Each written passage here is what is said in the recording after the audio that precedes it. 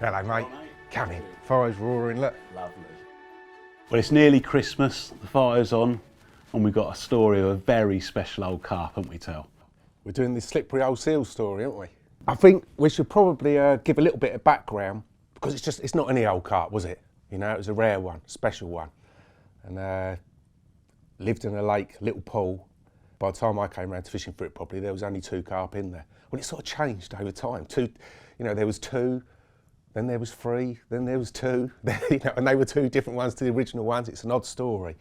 But originally, let's start from the beginning when Simon Hartop caught it. That was 2009. That was when I was fishing at Burfield.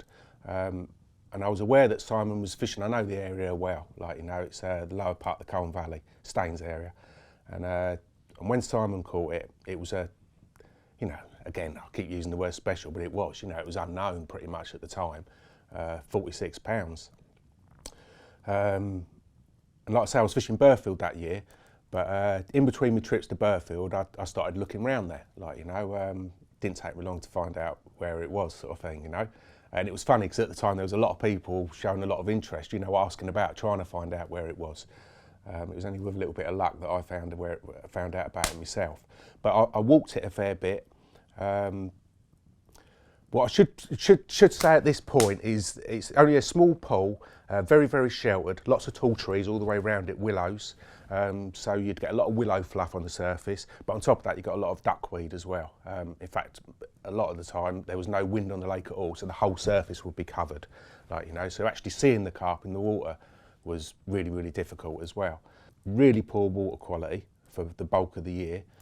Like a lot of the pits in that area, the Staines area, they get a lot of road runoff, which in turn means lots of nitrates, which feeds algal blooms, feeds the duckweed, So there was always a short window.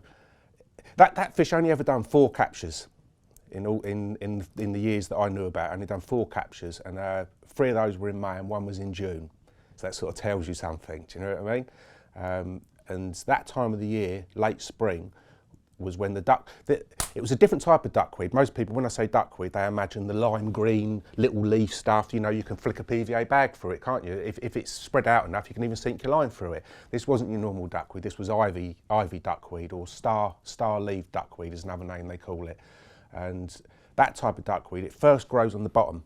And it forms thick carpets. It looks absolutely beautiful, when the water clears, because it sucks a lot of the bad stuff out of the water, duckweed, sucks the nitrates out, and that's when you'd see the water quality pick up and it'd go clear, late April, as soon as you started getting the sunny weather, May time, and the water would go tap clear. So the weed would start off growing on the bottom, the whole bottom would just be covered in a thick green lush carpet of it, but then as the spring progressed into summer, it'd sort of gas up and peel up, and you get big clods like mountains rising of it, and then it'd hit the surface, and that was its natural cycle, So generally, by the time it got to sort of mid-June, it was pretty much finished, because the whole of the lake would be covered in duckweed for long periods of time, and it didn't get much of a wind on it either. And you know what it's like. You've got two main oxygenators of water, which are really, really important, It's either weed or it's wind, and it didn't really have either. Do you know what I mean? The duckweed would obviously breathe quite a lot of life into the place early on, but once it covered the whole of the surface, then it blocked out any light, and in the absence of wind as well, there was hardly rarely any wind on the lake, the water quality would crash. In fact, there was a lot of periods of time when I wondered how that carp could even survive. Even now I wonder, there was one corner where there was a snag bush, and underneath the snag bush was a crater, and I'm not talking imagine sort of the water's only that deep, but then the crater goes down to double that depth, and it was all clay, dug out, and I often wondered whether there might have even been a spring coming in there, enough to keep it alive. It was that bad, That when the water quality was bad, it was so bad, even the waterfowl and that would do the off. It was really, really bad. Amazing that anything could survive in there. But so that first year, 2009, after Simon caught it, I walked it a fair bit. But what happened that year is it's only a park lake, but the local authorities decided they were going to take the carp out of there. It was getting a fair bit of attention from carp anglers and what have you, and they electro-fished it. I think that was sort of late summer, maybe early autumn 2009. And after they'd electrofished it, you know, it's like rumours go around and all that, and by all accounts they'd got everything. There's only 5 or 6 carp in there, but they'd got them all apart from the big one. And I found that hard to believe. Do you know what I mean? I thought, well, the big one would surely be one of the first. Well, surely it ain't that elusive that it could even avoid the electro team, like, you know. So what followed then was, you know, it was a lot of uncertainty then for the next sort of 2-3 years. Like, you know, I didn't know whether it was in there or not. I suspected it was, because then whenever I walked around, I'd see there was one angler in hindsight who did know it was still there, you know, and he formed little trails through to the snags and all the rest of it and that. But as far as most carp anglers were concerned, it was gone. And I mean, I wrote the chapter in my book, you know, and it comes across very much as a guesting type of chapter, like, you know. It wasn't, it was a free-for-all, mate, like both lakes, everyone was there. The reason for the hiding away and all the rest of it was simply because no one knew it was there still, do you know what I mean? And if I was to be seen there, then flipping hell, maybe that big mirror's still there, you know? So that's what a lot of the hiding away business was. So yeah, from 2009, Simon's one take that year from the big one in May was the only take for the next 3 years. Like, you know, it didn't, nothing, although the odd person did fish it, it didn't do any more bites. And it wasn't until 2012, suddenly I heard a rumour that it was sort of known as the forgotten mirror then, like, you know, and the old forgotten mirror had apparently been caught and moved. It hadn't, like, you know, but at the time, you know, rumour, I was thinking, well, maybe it is still about, maybe it has been moved. And the water it was meant to have been moved to is actually where we filmed the old gold film, Little Yovney. So it sort of reignited the flame, if you know what I mean, you know, and I started looking over there. I bought a ticket for the Little Yovney and started looking around there thinking, well, maybe if it's in there, then I'll soon see it. I didn't see it, like I say, but it's only 5 or 10 minutes away from its original and rightful home. So whenever I'd go for a walk around Little Yovney, I'd also go and pop into the little lake, like, you know. And on one of those walk arounds, I see a little fully scaled mirror, little kinky back, old ancient looking thing. I think I've got a shot of it somewhere. But as, you know, as insignificant as it sounds, like, it meant the world. Do you know what I mean? Like, it was the first carp I'd seen in the little pool in 3 years, like, you know. And suddenly it made me think, whoa, maybe it's a possibility. Maybe that big one is still here after all. It was probably 2 or 3 weeks later, same spot. I've walked in the afternoon one day, lovely sunny day, and the water was the best I'd ever seen it. It was that time of the year, May time, like, you know, the water clarity was coming on, it was all looking good. And I remember as I walked in underneath these willows, you had all the willows out hanging in front. And as I walked in, there was a ripple blowing in, beautiful. The water, I looked into the water, it was crystal clear. I thought, oh, it's looking really good. I remember looking up and seeing, just the timing was unbelievable, mate. But a surge of water sort of came towards me. And I shinned up the tree really, really quick. And as I got up the tree, the wake sort of came to a halt underneath me. And I saw the fully scaled and the big mirror. And you can imagine the buzz. You know, 3 years, you know, I've been wondering whether it's there or not. I actually had a picture of it still on my corkboard. You know, back in the day, I used to keep like a little clear wallet, didn't I? Like, you know, before we had iPads and phones and whatever to look at our shots. But yeah, back then I had a little clear folder, and you know, it's like when you're fishing and all that, you'd like ogle at the shots and all that, you know, and work it out for your next challenge, like, you know. But that picture, you know, I was more than 50-50 that it had gone, like, you know, and I'd taken that out of my little folder and pinned it on my old corkboard. So over those 2 or 3 years, there were plenty of times, you know, it's in my house, like, you know, and I'd glance at it and think, oh, I wish I'd got that one. Like, you know, it was a proper special one, like, you know, and in an area that I've fished a lot over the years, you know, the Mere, Raysbury, a lot of lakes around that area, Chertsey and what have you. So yeah, seeing it and seeing that it was still there was an incredible buzz, like, you know, and as well as seeing it from up the tree, it went left. It was sort of too shimmery, the water to see, but I got down from the tree, walked up the margin, there was a little overhanging snag, and I watched it in there for sort of an hour or so, like, you know, even took a few pictures on my phone. Didn't want to go, because I thought, I might not ever see it again. Do you know what I mean? It was one of them. That year, soon after I discovered it, another one of the lads, James, good local angler, like, you know, keeps himself to himself, but he caught it, like, you know. And then the year after that, I think we'd had loads of floods and what have you, you know, and I walked around it. But again, even though we'd had that 3 year gap and then I'd seen it, like, it's hard for me to put into words just how bad the water quality was. You know, like, so you'd look at it and think, I can't believe it's still here. Like, you know, it's probably died in the winter, or And with all the talk, all the rumours of fish movement and all that as well, you know, you never knew. Or maybe if it has been caught, maybe it has been moved, but not into the little Yovney like I thought, you know, and all sorts was going on. So yeah, those first years, mate, those early years, sort of 2009, really right the way up until, it wasn't really until 2015 that I really went for it on there, you know. Up until then, it was sort of little, I'd walked it a lot more than I fished it. And when I did fish, it was sort of in between other venues, like, you know.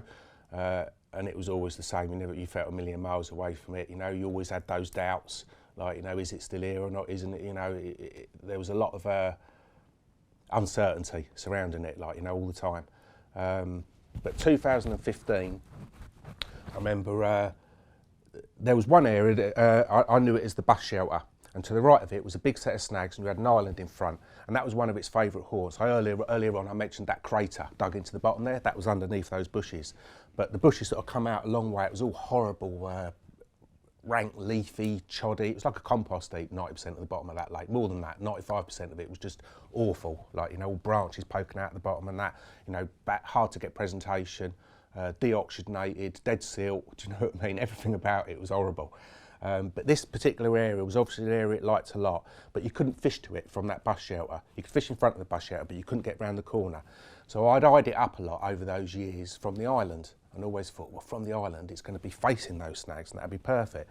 So 2015, I decided that was it. That was my year, like, you know, and I had nothing else planned for the spring, and that all efforts were going to be on the little pond.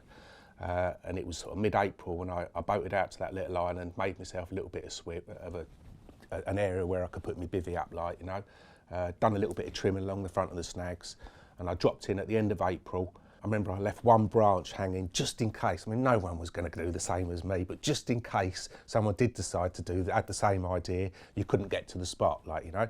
So I made that last little cut when I boated all my kit onto the island, flicked out a rod, and I remember I was still down next to the rod. I'd been baiting it for about 2 weeks, not loads. I'd baited it 3 or 4 times, sort of half a pound of halved boilies.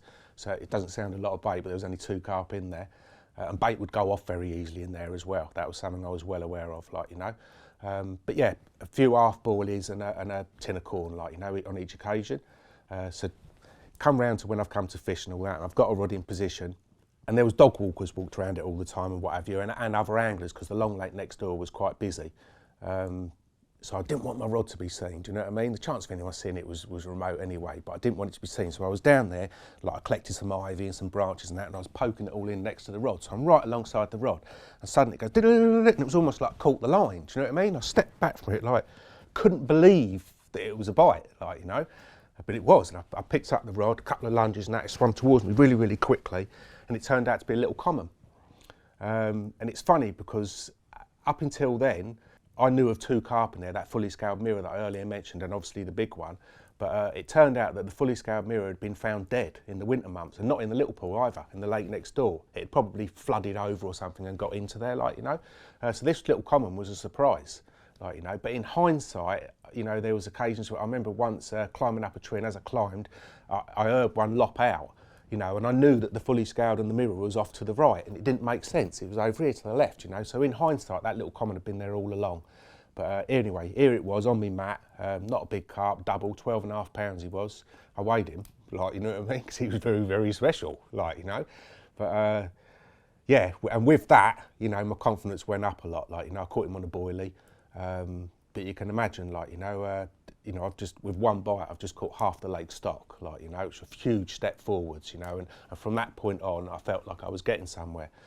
Must have done about 20 nights out on that island, and I never felt, I should say actually, on the very next trip, when I was boating onto the island, I saw a bubbler in the channel, and boated close to it. There was always bubbling going on in there. It was quite a rotting, gassy lake, you know, stagnant a lot of the time, but it just looked different, you know. You've got a frothy white line on the surface, you know, and it was holding there, like, you know, and still active. But as I boated over to it, the water got a little bit more sort of murky, and I thought, oh, hang on a minute. But I got to the area and couldn't see nothing.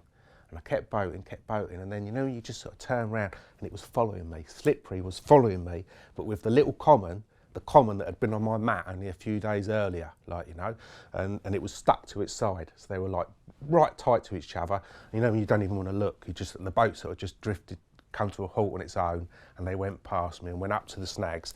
And there's a little channel and then my spot. like, you know, so it wasn't a million miles away, but I boated out there in the other direction and went round onto the island. Like I say, I've already caught this little common once, but that trip I baited this little channel. You know, I thought, well, I've seen them there. I know that I've caught the little common from here. So I baited this little channel with a little bit of corn, and I'd made little trails through to all of the likely looking spots, because that island was like a giant bird's nest. Like, you know, it was just all branches with ivy growing up through it. So you couldn't really walk from A to B without making a lot of noise, like, you know. But I'd made this little trail through to the spot in the edge, and I'd baited it half hour or so earlier. And you're quite bored when you're on your own out on an island, like, you know, and you keep checking all the spots. And I remember creeping forward and thinking, half that corn's gone, like, definitely. There's nowhere near as much corn as I put in. A bit later, I've gone and had another look. There's even less corn there, like, you know. So I got up the tree, and I'd only been up the tree a few minutes, and I see there was all thick duckweed to the left, and then it sort of, there was an opening, clearing, and it came out of the duckweed, hugged the bank, the far bank, like a tiny little shady strip, hugged this little shady strip, and then crossed and come straight over to where the corn was, but wasn't interested, didn't want to feed, do you know what I mean? But even so, you know, like only two in, I thought, well, he's obviously what's been eating the corn. Really tight spot, like, you know, I had about 20 foot one way, 20 foot the other way, and then it snags. So it was a little bit, you know, airy, like, you know, but I thought, I knew from past years that it was a very short window. I said earlier out that fish only ever done 4 captures, 3 in May and 1 in June. So I couldn't be too fussy, like, you know. I thought this is the time I've got to try my luck. And I lowered a pop-up in that evening. And I always remember there was a goose nest I wanted to be right tight to the rod because of the snags each side, but there was a goose sat on eggs just here where I wanted to put the bed, and I had to put my bed to the side of it on top of the brambles, like, you know, and I left the goose to her spot. And it got dark, and it was so dark, mate, under them trees, that I was actually thinking of reeling the rod in. You know, when you're really worried, I thought it's going to be really hard playing a fish in the night to this, but I didn't. Again, I thought this might have been my only chance. And it was pitch black, and I kept my shoes on and just threw the sleeping bag over the top of me. And you know, when it's like a fitful sleep, you know, I didn't really want to be asleep at all. I wanted to be on that rod straight away if it went, and I was confident, very confident. It must have been about 3 o'clock in the morning. I woke up to a short burst of bleeps, and like, I'm out and running before I'm awake. Do you know what I mean? And I kicked the rod off the rest, like in the pitch black, couldn't even see the rod. And I had to put the torch on quickly, got the rod and all that. And at the same time, the goose is flapping at me, going mental, like, you know, and all the birds in the island are taking off, like, you know, the noise, mate. It was like, and I'd bark in my mouth, like, where I woke up and run to the rod, there was a trailing branch, and I'd run through it, so I all barking, I'm playing this fish, the goose is going mental, the birds are going off, magpies, all the rest of it and all that. But I got it in, and it was the little common again. So I've had him twice now, like, you know, but again, you know, for a £12 common, he meant the world. You know, he was so special. If I can catch him, then surely I can catch the bigger one. In fact, that little common had never been caught prior to that. But at the same time, I felt like I'd been a little bit cheated. Do you know what I mean? 2 carp in the lake, 50-50 chance of catching, probably more chance of catching the bigger than the little, and it should eat more, 40 pounder. But twice I've got this little common. I remember thinking that on my way home, I should drop this in actually, because yeah, my main base camp on the island was a little way away from where I'd done that night, where I'd caught the little common in the channel, and it was getting light by the time I'd sorted it all out. And so I started carrying my bed and my rod and bits and that back through to where my main base camp was.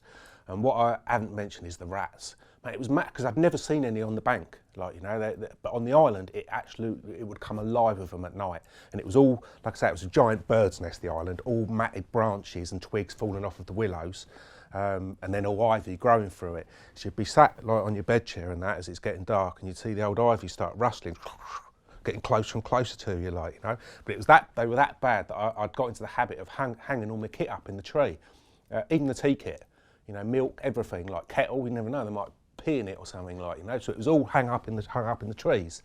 And when I got back to base camp, the rats had been through it, even though it was up the trees. They'd climbed up the trees, mate, and they'd even eaten a chunk of one of my rod handles, the duplon, and me grub and everything. I didn't know what they'd been through, like, you know, so I packed up and went home. But I still remember on that drive home, you know, like, I was like, I don't believe it. Like, you know, it was all of that sort of, you know, I just couldn't believe, like, you know, that I'd caught that same one twice. Anyway, I didn't do much more on the island after that. And there was a lot of blanking. In total, when I went through my notes and that, I fished 60 nights that first main year. You know, I dabbled on there up to then. It was a lot more walking than fishing. But 2015, I did fish it hard. And it got sort of to late in the year, August sort of time, and the water quality was really, really poor. I had a couple of close, all along, I'd imagined that island area, that was obviously its house, that was where it spent a lot of its time in those snags, but it wasn't where it done a lot of its feeding, you know, and by the time after 20 odd nights on the island, which seemed like 20 months, like, you know, when you're on your own, it was obvious to me it was obviously doing its feeding out in the main lake, like, you know. So I started fishing off the bank again then. And there was one area, it was like a bit of a hump in one corner of the lake. At that time of the year it was exposed, so it was an island, you know, and foliage would grow on it and what have you. But it was an area I'd seen those carp quite a lot in the past. And I remember getting up the tree, you know, you just sense straight away as soon as I was getting up the tree, it's going to be here, it's going to be here. It just felt right. And I saw the little common straight away. And I then back to a short while, and there was a couple of little sets of pads as well, just beyond the hump. And I was focused on the pads, and then I've seen slippery come away from them. And it had a right little waddle to it, do you know what I mean? That lovely blunt head and that little tail and all that. And it's come over, and as I'm watching, it's come and glided down and actually fed off the side of the hump. Now, that was the first time since 2009, all the walking, the fishing and all the looking, it was the first time I'd ever seen that fish tip its head to the bottom. Like, you know, it was going through my head a lot that, like, it must just eat insects up in the water or something, do you know what I mean? It just didn't seem to feed on the bottom, but that was the first time that I'd seen it, and it was that clear, the water, even though it was 10 yards or so away from me, I can still remember that the puffs, it was really black silt, that lake, and the silt puffing up and the clouds growing around her cheeks and the bubbles coming, everything, I could see it that clear. You felt like you just reach out and touch her, do you know, it was that clear. And so that meant everything, like, you know, all of a sudden I had a spot where I knew that fish would actually feed, it was happy to feed. Because like I say, most of the lake was a compost heap. And there was a couple of little rocks, it was a half house brick actually, but like I had a marker, so I knew where to go. So once I was there was a little channel between the bank and the hump.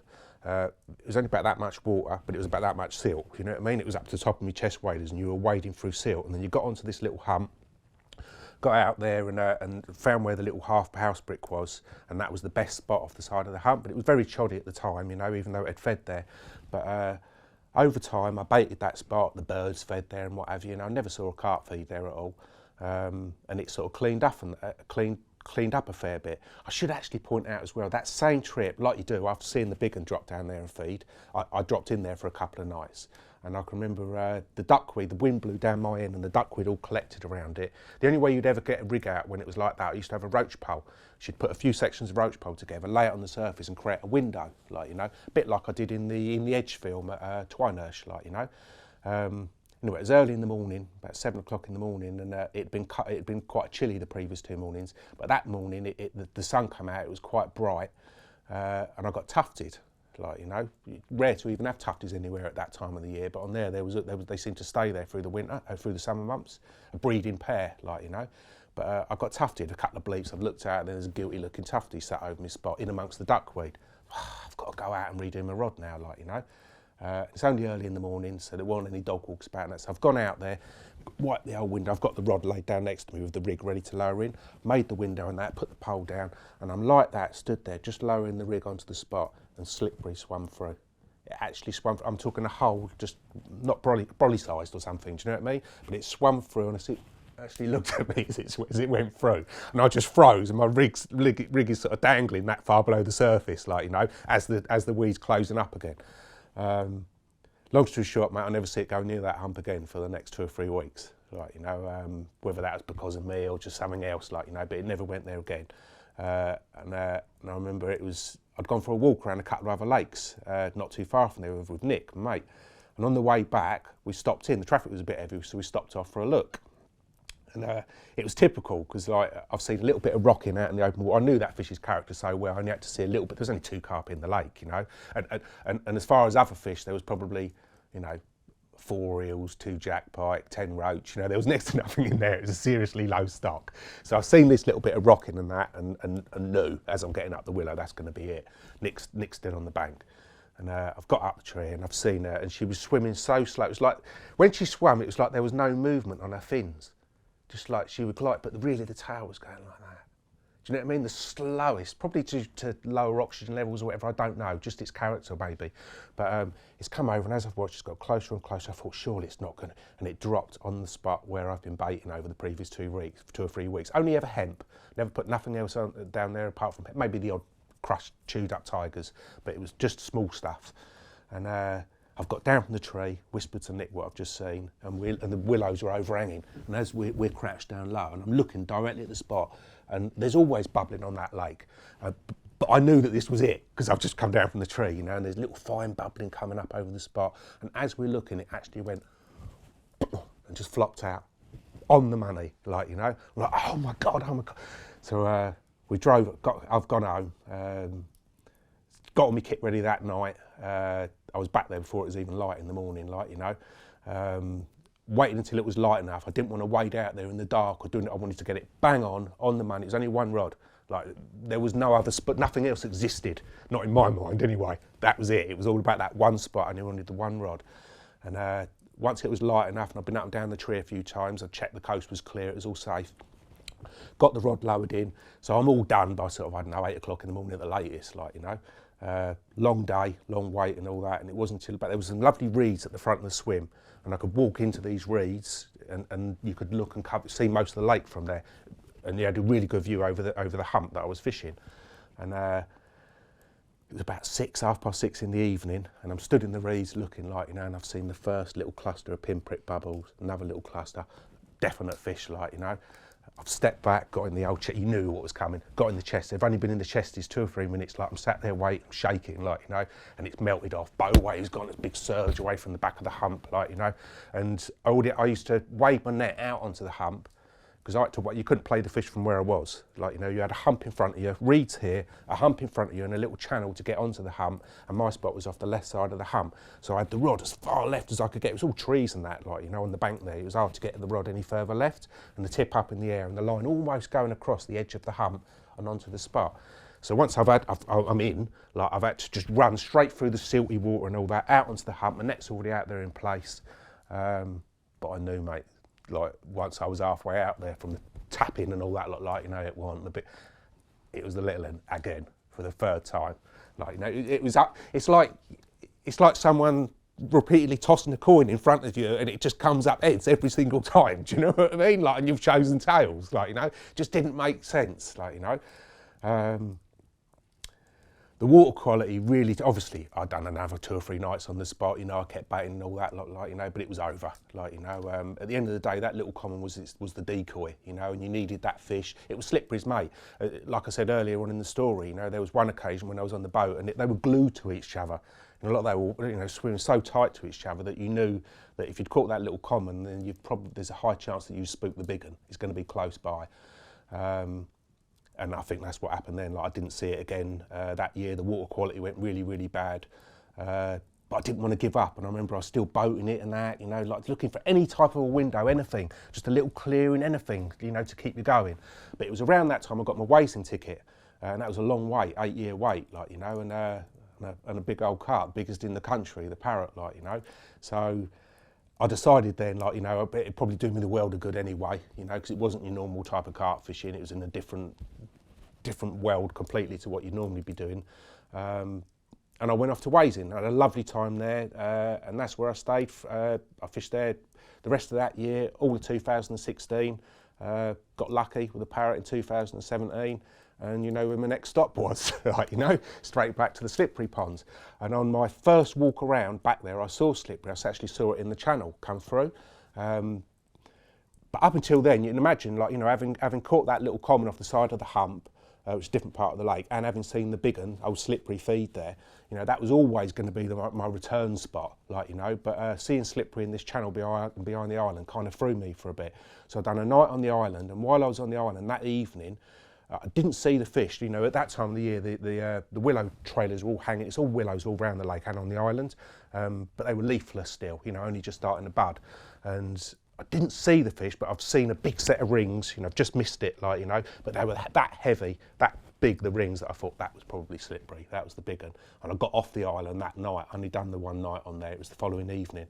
11 o'clock at night, I've packed up and all that, went home, got all my kit ready and everything, and then replanned everything out. Like, it's going to be all about that hump swim.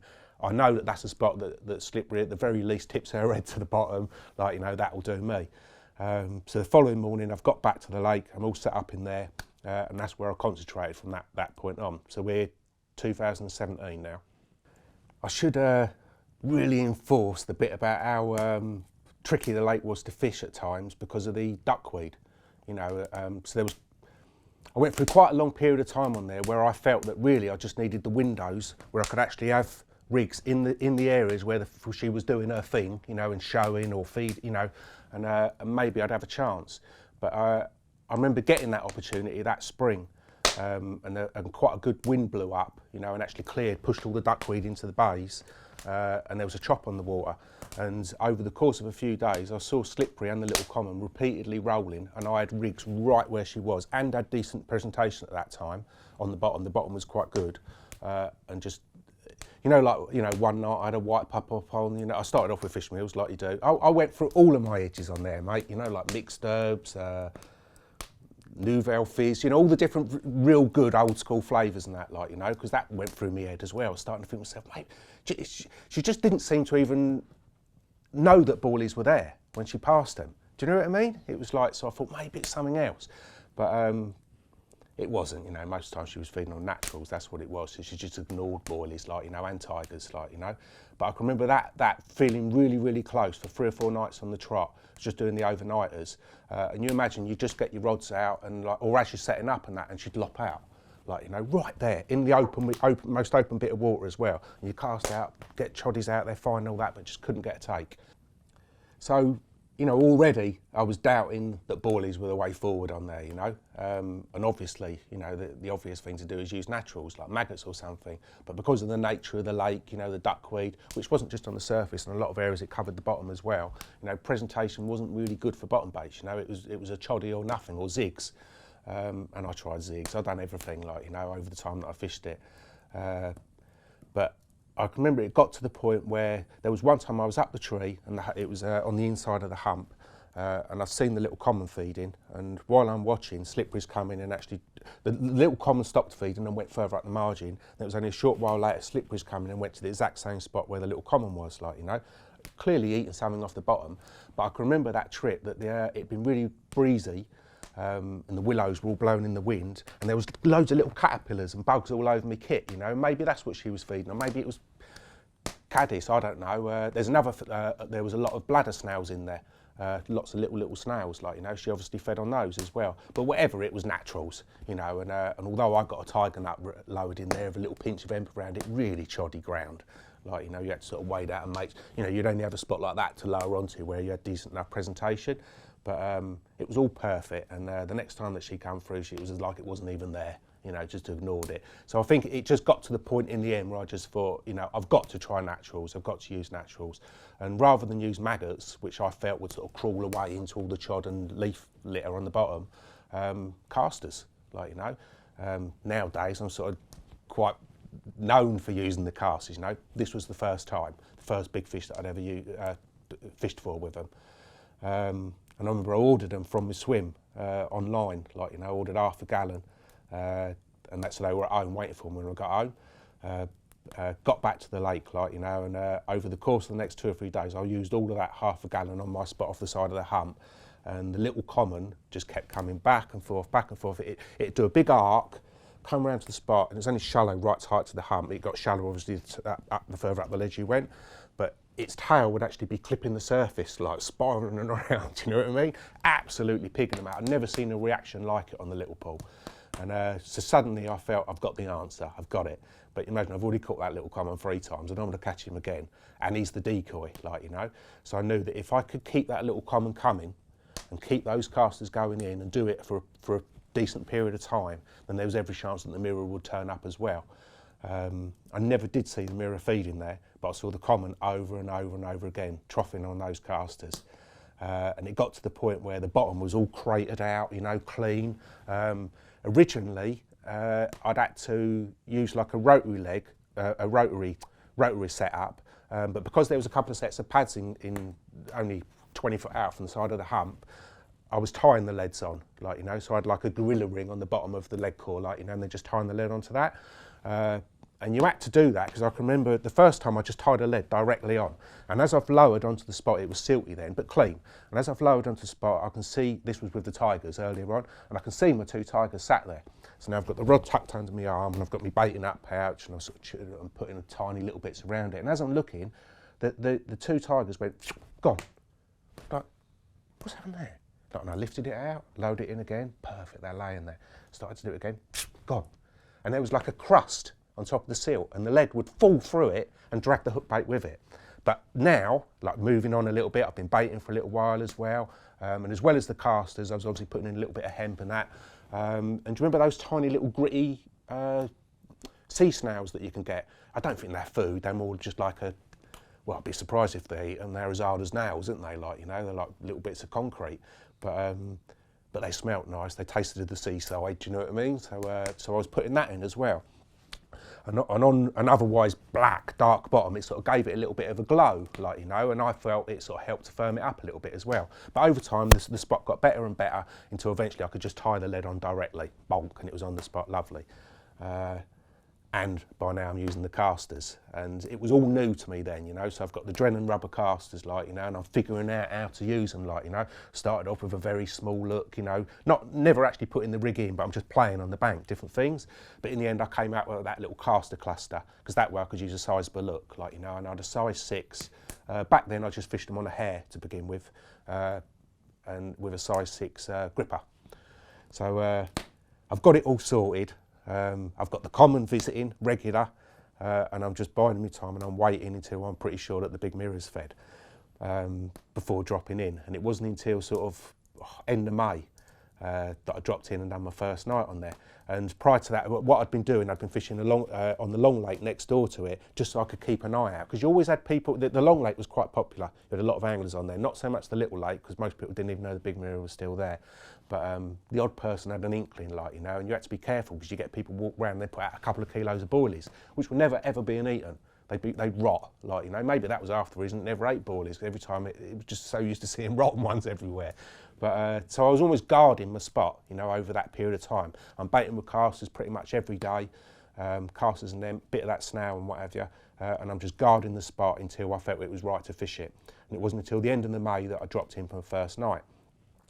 And one rod on the spot, and I remember it was a torrential rain all night, and I woke up to a few bleeps, picked up the rod, and it was snagged. And I've gone out there, and instead of, like, you can walk right to the side of the hump, like, you know, but my line's pinged up, it was caught on a rock or something at the side, pinged up and gone into open water. And I'm like, hey, it was only 4 or 5 bleeps, like, you know, and I reeled in a branch, a willow branch, with milking it, lead gone.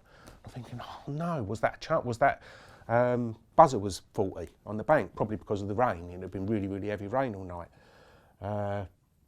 So I was worried then, have I already blown my chance, sort of thing, you know. So I've baited up for 3 more days then without fishing. Dropped back in for a night. It had only been dark about an hour or so. And I've had a few more bleeps. Buzzer's working properly this time. And this time I reeled in an eel. But there's no way that the damage and the cratered out spot and that had been caused by an eel, no, by eels, like, you know. There wasn't loads of eels in there. Anyway, so it's pitch black, like, you know, and I've reset up another fresh hook link and all that, like, you know, fresh PVA bag, gone out there in the dark and all that. I know the spot so well, though, you know, I've got a brick on the shoreline of the hump, so I could just stood there and just lowered in the dark, like, you know. Gone back to bed. This time I've woke up at first light and it's one note in obvious carp, like, you know. Got out there, your heart's beating 10 to the dozen, like, do you know what I mean? Only 2 carp in the lake. Got out into the hump, you know what's coming. Little common again, 4th time. So I think, oh my God, I hope I haven't blown it. But the good thing was that I'd been putting those casters in for 2-3 weeks, like, you know, every day. And in my mind, I was thinking to myself, even if I did catch that little common, you know, so long as Slippery, the big old mirror, has been in there feeding on them casters, there'd be every chance that she'd come back, you know. If that had happened very early on, then she's not going to come near it again. But those casters were too good for her to resist, like, you know. I thought she's going to come back. So the night after that little common, the 4th time, obviously I've stayed on that night, you know, and I'm confident, like, you know, I think it could come tonight. Didn't. It was a quiet night. And in the morning, it looked better than ever, like, you know. there was a breeze picked up, and actually there was so many tall trees around the lake that it was rare to get a breeze on it. But that morning the wind was strong enough that you got a bit of a ripple on the lake. And normally the predominant wind is southwesterly, even if there's not a wind on the lake, you know, it was still enough of a tow to push all the duckweed into that part of the lake, you know, and it was all rested against the island and around the channel. But this time it was a northeasterly, so it's blowing straight at me, only a slight ripple. And I remember looking at it and looking up the length of the lake and seeing the big rafts of duckweed and that just separated from the island and coming my way. Do you know what I mean? It was all going to end up around that hump. So it was better than it had ever looked. I've already caught that little common. I felt sure that Slippery must have been feeding on it, but after dark, because I hadn't seen her there, hadn't seen her feeding on it, but you only had to go, you know, imagine going out there in the evening and putting bait in and then going out there in the morning and looking at it and it smashed to bits, you know, it wasn't no eel, like, you know, it was obviously a carp that was doing that. So yeah, I blanked that second night, like I say, and the wind and conditions came really, really good the next morning. Like to pop home, get a few bits and bobs, got the roach pole out of the car as well because I was going to be needing it that evening. In fact, I can remember when I got back, because conditions were just absolute. It wasn't just the weed coming, you know, it was the hot and balmy weather because I was only in shallow water, you know, and I needed those hot conditions. So it was classic for that time of year. I believe it was May 25th. So the moon's right as well. We had a good moon, hot and balmy. I've got the bait right now. I know for definite I'm using the right bait, you know, whereas I always had doubts with the boilies and tigers and all that. But I can remember as I'm setting up, I actually remember trying to slow me, you know, when you're excited, you know, and I was even trying to like slow down, like, you know, this is it, like calm down, it's going to happen tonight. And I had my roach pole and I hadn't used it since the previous year. I hadn't needed to up till then. And it was an old-fashioned roach pole, but a take-apart, you know, of a screw cap on the bottom of it. It was an aluminium cap, and it had corroded where it had been sat in the shed. And mate, I was at it for about half hour trying to get this cap off, like, you know, it wouldn't come off. There was a local lad, Colin, who lived in the houses. I even gave it to him because he saw me struggling and all that. I said, mate, shut it in your door frame, because that's how I'd done it in the past, like, you know, and you might be able to do it and all that. He's come back 10 minutes later, he can't open it. So I've ended up, although it was a take apart, I've taken off the top cap and then slid out the sections, but obviously they don't come out fully, you know, you've got a step between each, so it was all wobbly and all that, like, you know, and far more pole than I needed. I would normally only need 2 or 3 sections, but it was good enough. And I've gone out there, the duckweed is so thick and it's all got all the May fluff at that time of the year in amongst it as well, thick stuff. And I've gone out, created a bit of a window, like only a small window, lowered my old bag in. Normally I'd spread those casters, you know, a few over the weed here, a few there. You know, I always felt that I only had to get her to eat a caster or 2 in the area and she's going to eat a lot then. She'll come in and home in on them. But that occasion, it was so thick, the duckweed and all the May fluff all around it, that I had to put everything in on that little hole that I've created. So there was quite a lot, like, you know, a big bag of casters has gone in and then sort of 3/4 of a pint all around it. And a bit of hemp as well, which sort of kept the hole open. Do you know what I mean? The oil from it kept the hole. It closed up, but it ended up only about so big. So that evening, it's getting dark, and I remember seeing a coot just sort of tiptoeing its way across the weed rafts like they do, you know, and it's got to where my line is, because my line's laying across it, like, you know, it's got to where my line is and then skips across it hurriedly. Do you know how they do? You know, and as it done so, I just see a push away from the spot. You know, not a heavy bow wave, because you had the thick duckweed, which was sort of, you know, slow it down, but like there was a definite disturbance, you know, and you know, there's not a lot else in there, like, you know, and I've already caught the common, so like I thought that's got to be him, that's got to be Slippery. I've gone to bed that night, real confident and all that, and the next time I've woke up, it was 3:45 in the morning, and I wouldn't say one note in, but you know, when it's just taking line steady, I've got quite a tight clutch, you know, but it's barely breaking into a continuous tone, so not too panicky. You know, when they're going, and all that, you're in a panic, aren't you? I've got to get chest waders on before I even pick the rod up, because once I've got the rod in my hand, I've then got to get out onto the hump as quickly as possible. So it was nice that it was a slow, steady take, like, you know. Got the chest waders on and all that, but all quickly and all that, got out there, and by the time I've got out on the hump, I can feel it's got to be her, it's got to be her. And my line is still pointing, it's thick duckweed everywhere, you've got to imagine, and there's just this tiny hole, my line is still pointing in it. So I've got out to the hut, and now I've got the tip down low, tip literally in this little hole. It's like I'm playing it in a hole in the ice. Do you know what I mean? Like, you know, and then I've just gradually leading it back towards me. It was just a dead heavy weight, slow, no little common this time. And I know it's not going to be because I've only just caught him, but slow, heavy thumping, like, you know, and it just very well behaved, didn't do a lot, you know, and the next thing, it was all over really, really quickly, I'll be honest with you, mate. Like, I've seen like a big set of shoulders has come up through the duckweed, and I slid the net into the hole, got it into the net, like, you know, and it's still dark at this time, you know. The sky's just beginning to go pink, like, you know, and I'm stood out on this hump, got my old torch, and you're shaking, do you know what I mean? And I shone the torch in the net, and there she is, like, you know, and mate, I can't. It's hard for me to put into words the buzz of that. You know, you've got to think. You know, that fish had. You know, I'd first been. Let's go. It starts when you've got the picture, doesn't it? Do you know what I mean? When you're ogling at it, you know, and you're imagining it, and you'd really, you know, you desire it, like, you know, and from that time to when I caught it, it was 2009 to 2017. So it's a long old time. Do you know what I mean? And it was just super, super special, mate. Like, you know, I've looked at it in the net and all that. I can't believe I've got it. I looked it in the net.